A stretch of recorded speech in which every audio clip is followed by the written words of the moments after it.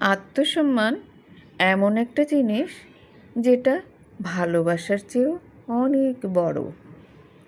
যে মানুষ তোমাকে সম্মান করতে পারে না, সে মানুষ কি তোমাকে ভালোবাসতে পারে?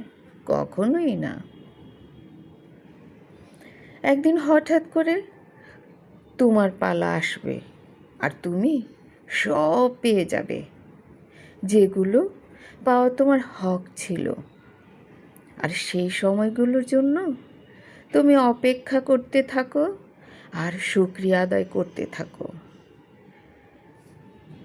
সুখের দাম খুব বেশি না, তবে মানসিক শান্তির দাম অনেক বেশি, যা অর্থ দিয়েও কেনা যায় না।